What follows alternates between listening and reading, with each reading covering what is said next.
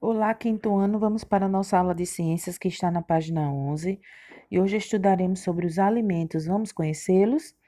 Os alimentos são considerados elementos chaves em nossas vidas. Sem eles, nossa sobrevivência não seria possível. Para isto, devemos conhecê-los, identificando suas características principais, origens e conservações, e também como podemos usá-los corretamente, evitando assim possíveis complicações. Vamos começar.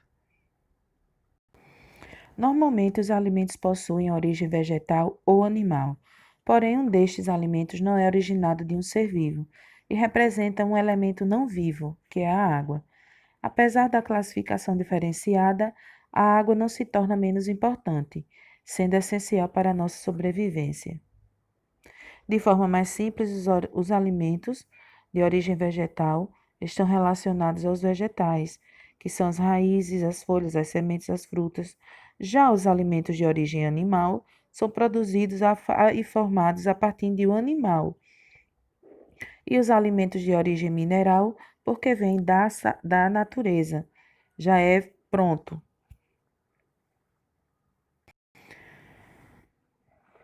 Características dos elementos. Vamos conhecer os açúcares.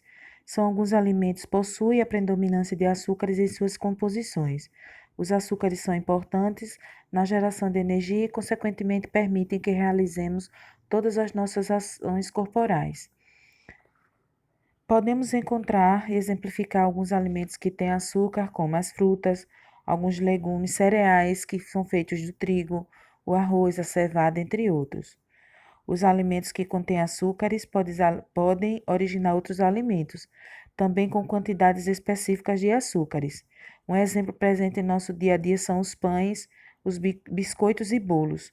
Os pães normalmente são produzidos a partir do trigo, da cevada, da aveia ou da mandioca, ou seja, um alimento que possui açúcar sendo produzido por outro que possui açúcar também em suas origens. Outra característica dos alimentos são as proteínas.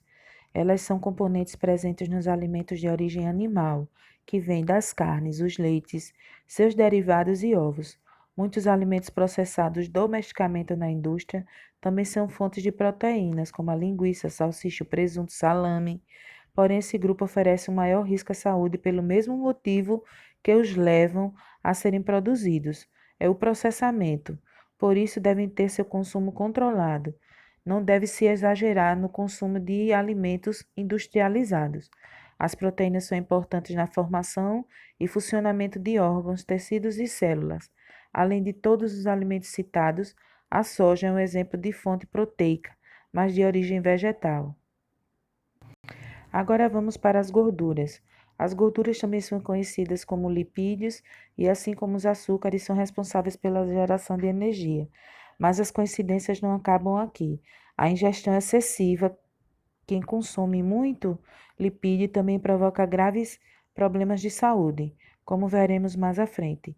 Como exemplos de lipídios, temos as sementes e os óleos, que elas produzem, como o óleo de oliva, óleo de girassol, óleo de milho, óleo de amendoim, entre outros. Além disso, temos também as gorduras naturais dos alimentos, como a gordura da carne e a do leite, por exemplo. As vitaminas e os sais minerais. Elas são componentes encontradas em uma série de alimentos, independente do grupo em que elas se encontram. Estes componentes facilitam o funcionamento do corpo e, ao mesmo tempo, previnem doenças, através do fortalecimento de células, tecidos, órgãos e sistemas. Nós podemos encontrar as vitaminas A, C, D, K, o cálcio, o iodo, o ferro, potássio, zinco.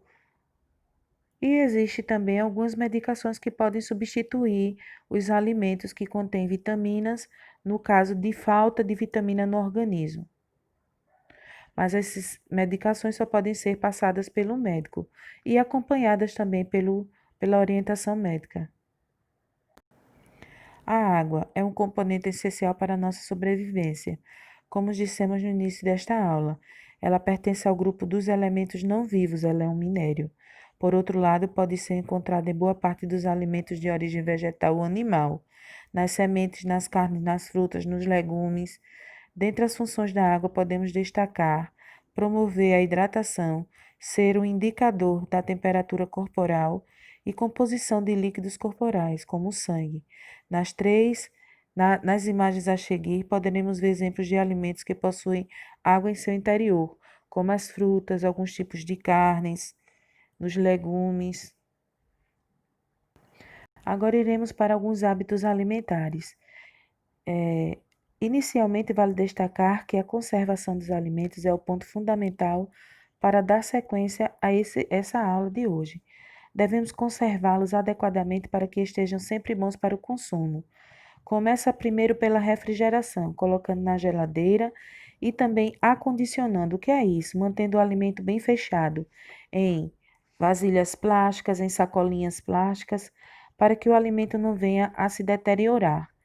Tal prática evita a entrada de micro-organismos, como fungos e bactérias, e a exposição à umidade. Já o salgamento dos alimentos, ou seja, a colocação de sal, evita que os alimentos percam água e, consequentemente, apodreçam. O salgamento é feito com sal refinado ou grosso e conserva as carnes em gerais. Existem também alguns hábitos alimentares que podemos colocar no nosso dia a dia. Comer sempre alimentos frescos, obedecer às horas das refeições, comer devagar, mastigando sempre corretamente e, e colocar sempre que possível alimentos como frutas e legumes na nossa alimentação para trazer bom funcionamento para o nosso corpo. E para finalizar nossa aula, nós iremos marcar as páginas 18, 19 para responder com muita atenção. Até a próxima aula.